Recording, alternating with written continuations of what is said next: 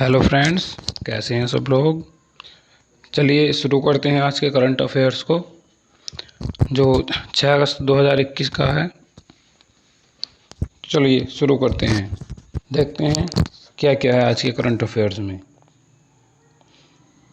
तो पहले हम वन लाइनर पढ़ेंगे, उसके बाद हम विस्तार में पढ़ेंगे इनके बारे में। यह हमारा जिस देश के पर्वतारोही शहरोज काशिफ दुनिया की दूसरी सबसे ऊंची चोटी के शिखर पर पहुंचने वाले दुनिया के सबसे कम उम्र के व्यक्ति बन गए हैं। वो हैं हमारे पाकिस्तान के रहने वाले हैं। आर्थिक मामलों की मंत्रिमंडलीय समिति ने स्कूली शिक्षा के लिए समग्र शिक्षा योजना को अगले जितने वर्षों तक जारी रखने की मंजूरी दी है वो है हमारी 5 वर्ष। हाल ही में जिस मंत्रालय ने ई जेल परियोजना के लिए राज्य और केंद्र शासित प्रदेशों को 99.49 करोड़ रुपए की वित्तीय सहायता प्रदान की है, वो हमारा मंत्रालय है गृह मंत्रालय। आरबीआई की मौद्रिक नीति समिति एमपीसी ने 6 अगस्त 2021 को रिवर्स रेपो रेट को जितने प्रतिशत पर बरकरार रखने का फैसला किया है वो है हमारा 3.35%। हाल ही में जिस भारतीय पहलवान ने टोक्यो ओलंपिक में 57 किलोग्राम, ये किलोग्राम है, फ्री स्टाइल वर्ग में रजत पदक जीत लिया है वो है हमारे रवि कुमार दहिया। मोटो जीपी इंडिया के लिए कंपनी ने जिस अभिनेता को अपना ब्रांड एम्बेसडर बनाया है वो है हमारे जॉन अब्राहम। अमेरिका ने चीन के साथ बढ़ते तनाव के बीच जिस देश को पहली बार हथियार बेचने की मंजूरी दे दी है वो है हमारा ताइवान। आईआईटी रुड़की ने जिस राज्य के लिए भूकंप पूर्व चेतावनी मोबाइल ऐप लॉन्च किया है वो हमारे उत्तराखंड। जो हमारे उत्तराखंड में भूकंप वगैरह आए थे तो उसके लिए एक ऐप बना के दिया है आईआईटी रुड़की ने।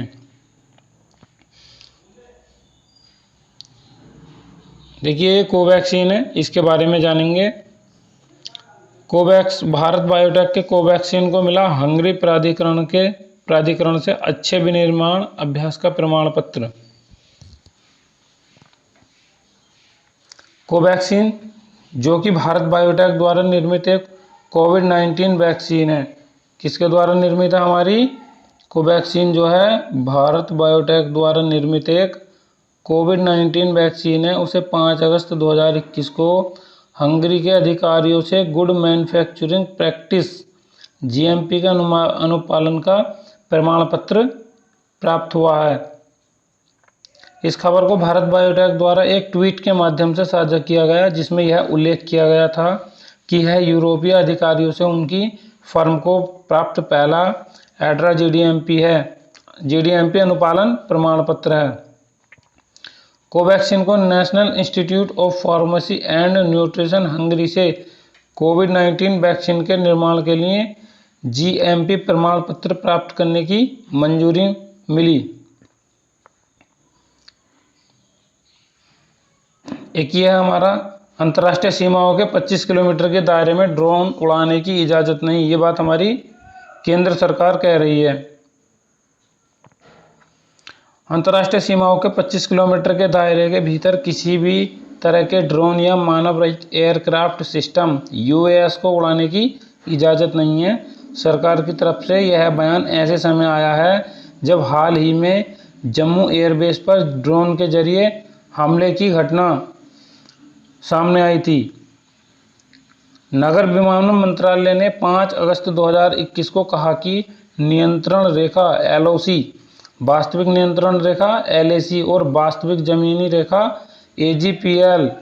देखो अब पढ़ते हैं क्या है कि नगर विमानन मंत्रालय ने 5 अगस्त को क्या कहा था कि नियंत्रण रेखा वो है हमारी एलओसी और वास्तविक नियंत्रण रेखा वो एलएसी और वास्तविक जमीनी स्थिति रेखा वो है हमारी एजीपीएल समेत अंतर्राष्ट्रीय सीमा से 25 किलोमीटर के भीतर किसी भी मानव रहित विमान प्रणाली को उड़ान भरने की अनुमति नहीं दी जाएगी। ये हमारे मेजर ध्यानचंद हैं। राजीव गांधी खेल रत्न पुरस्कार का नाम बदला, अब क्या रखा गया, ये आगे पढ़ते हैं। मोदी सरकार ने राजीव गांधी खेल रत्न पुरस्कार का नाम बदल दिया है। सरकार ने इसे हॉकी के जादूगर कहे जाने वाले मेजर ध्यानचंद के नाम पर रखने का फैसला किया है। प्रधानमंत्री मोदी ने 6 अगस्त 2021 को ट्वीट कर इसकी जानकारी दी। खेल रत्न अवार्ड देश का सबसे बड़ा खेल सम्मान है। प्रधानमंत्री मोदी ने ट्वीट में लिखा कि देश को गर्वित कर देने वाले पलों के बीच अनेक देशवासियों का ये आग्रह भी सामने आया कि खेल रत्न पुरस्कार का नाम मेजर ध्यानचंद जी को समर्पित किया जाए। लोगों की भावनाओं को देखते हुए अब इसका नाम मेजर ध्यानचंद खेल रत्न पुरस्कार किया जा रहा है। बता दें कि पहले खेल रत्न पुरस्कार राजीव गांधी खेल रत्न पुरस्कार के नाम से जाना जाता था। तो अब जो है, पहले क्या था, ये था हमारा राजीव गांधी खेल रत्न पुरस्कार, और अब क्या है, मेजर ध्यानचंद। अब क्या है हमारा, मेजर ध्यानचंद खेल रत्न पुरस्कार। ठीक है, आगे चलते हैं। देश को गर्वित कर देने वाले पलों के बीच अनेक देशवासियों का यह आग्रह भी सामने आया कि खेल रत्न पुरस्कार का नाम मेजर ध्यानचंद जी को समर्पित किया जाए। लोगों की भावनाओं को देखते हुए इसका नाम अब मेजर ध्यानचंद खेल रत्न पुरस्कार किया जा रहा है। जय हिंद। प्रधानमंत्री मोदी ने कहा कि टोक्यो ओलंपिक में भारतीय पुरुष और महिला हॉकी टीमों के प्रदर्शन ने पूरे देश को रोमांचित किया है। उन्होंने कहा कि अब हॉकी में लोगों की दिलचस्पी फिर से बढ़ी है, जो आने वाले समय के लिए सकारात्मक संकेत है। खेल रत्न सम्मान के तहत 25 लाख रुपए का नगद पुरस्कार दिया जाता है। यह हमारा नई हाइड्रोजन उत्पादक विधि ने किया ईंधन के निर्माण के लिए ऊर्जा कुशल मार्ग प्रशस्त।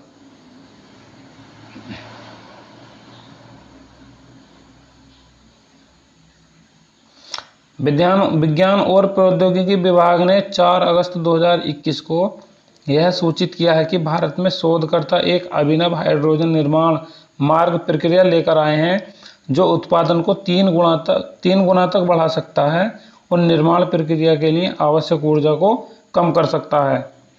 यह लागत पर पर्यावरण के अनुकूल हाइड्रोजन ईंधन का मार्ग प्रशस्त कर सकता है। गैर नवीकरणीय ऊर्जा स्रोतों जैसे गैसोलीन और कोयले की तुलना में लगभग 3 गुना अधिक कैलोरी मान होने के अलावा ऊर्जा को छोड़ने के लिए हाइड्रोजन के दहन से पानी उत्पन्न होता है, और इस प्रकार यह पूरी तरह गैर प्रदूषणकारी प्रक्रिया है। आरबीआई का बड़ा फैसला, रेपो रेट में नहीं किया कोई बदलाव। भारतीय रिजर्व बैंक की मौद्रिक नीति समिति ने नीतिगत दर रेपो में कोई बदलाव नहीं करने का फैसला लिया है। भारतीय रिजर्व बैंक ने repo rate, reverse repo rate, MSF rate में कोई बदलाव नहीं किया है। भारतीय रिजर्व बैंक ने रेपो रेट को 4% पर बरकरार रखा है। आरबीआई के गवर्नर शक्तिकांत दास ने कहा है कि मौद्रिक नीति समिति ने मौद्रिक नीति के मामले में उदार रुख बनाए रखने का निर्णय किया है। हमारे कदम का उद्देश्य वृद्धि को गति देना और अर्थव्यवस्था में संकट को दूर करना है। आरबीआई ने चालू वित्तीय वर्ष में जीडीपी वृद्धि दर का अनुमान 9.5% पर बरकरार रखा है। अब रेपो रेट क्या होती है? भारतीय रिजर्व बैंक के अनुसार रेपो रेट बिना किसी बदलाव के साथ 4% रहेगा। रेपो रेट वह दर है जिस पर आरबीआई बैंकों को लोन देता है। क्या देता है? हमारा लोन देता है, जिस पर आरबीआई बैंकों को लोन देता है। Reverse repo rate, reverse repo rate भी बिना किसी बदलाव के 3.35% पर रहेगा। यह वह दर होती है जिस पर बैंकों को उनकी ओर से आरबीआई में जमा धन पर ब्याज मिलता है। रिवर्स रेपो रेट बाजारों में नकदी की तरलता को नियंत्रित करने के काम आती है। एमएसएफ रेट बिना किसी बदलाव के 4.25% रहेगा। आरबीआई ने पहली बार वित्त वर्ष 2011-12 में सालाना मॉनेटरी पॉलिसी रिव्यू एमएसएफ का जिक्र किया था।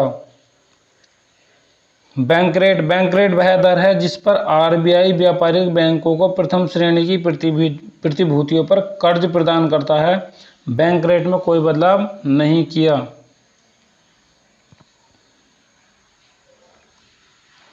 भारत और रूस का संयुक्त सैन्य अभ्यास शुरू हुआ।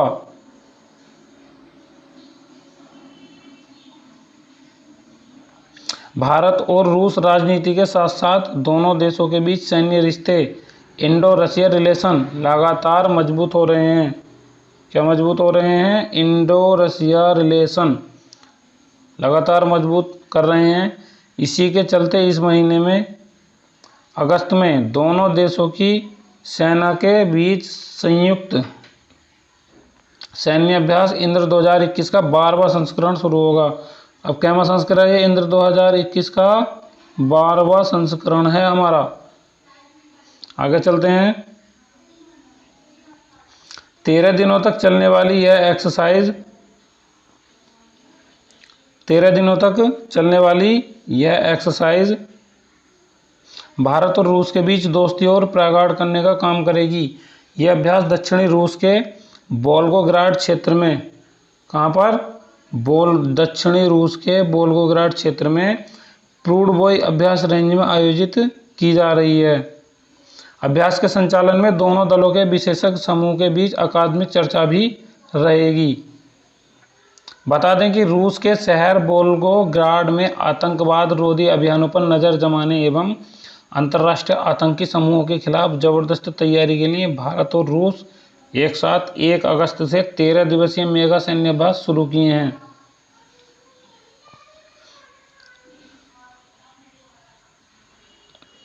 भारतीय सेना ने दोनों देशों के विशाल सैन्य अभ्यास के बारे में बताते हुए कहा कि इंद्र अभ्यास का 12वां संस्करण द्विपक्षीय सुरक्षा सहयोग को मजबूत करने में और एक और मील का पत्थर होगा। मील का पत्थर क्या होता है? अच्छा, ये हमारे हिंदी का मुहावरा आ गया। इसका सभी लोग जवाब देंगे कि मील का पत्थर। जल्दी से कमेंट में लिख देंगे और बता देंगे कि मील के पत्थर का अर्थ क्या होता है। चलो मैं बताता हूँ। मील के पत्थर का अर्थ होता है कि किसी वस्तु का बहुत ही मुश्किल से प्राप्त होना। भारत और रूस के बीच लंबे समय से दोस्ती के बंधन को मजबूत करने का काम करेगा। सेना ने कहा कि भारत रूस संयुक्त सैन्य अभ्यास इंद्र 2021 का 12वां संस्करण 1 से 13 अगस्त अभ्यास इंद्र 2021 का 12वां संस्करण 1 से 13 अगस्त तक रूस के वोल्गोग्राड में आयोजित किया गया है। भारत और रूस का यह 13 दिवसीय विशाल सैन्य अभ्यास अंतर्राष्ट्रीय आतंकी समूहों के खिलाफ संयुक्त राष्ट्र के संयुक्त बलों के ढांचे के तहत किया गया है। यह अभ्यास आतंकवाद विरोधी अभियानों का संचालन करेगा। सो फ्रेंड्स, आज के लिए इतना ही। और हमारे चैनल को लाइक और सब्सक्राइब करना ना भूलें। और पीडीएफ के लिए हमारे नंबर पर व्हाट्सएप करें, आपको पीडीएफ मिल जाएगी। और इस समय पीडीएफ ये बिल्कुल फ्री है। So thank you. जय हिंद।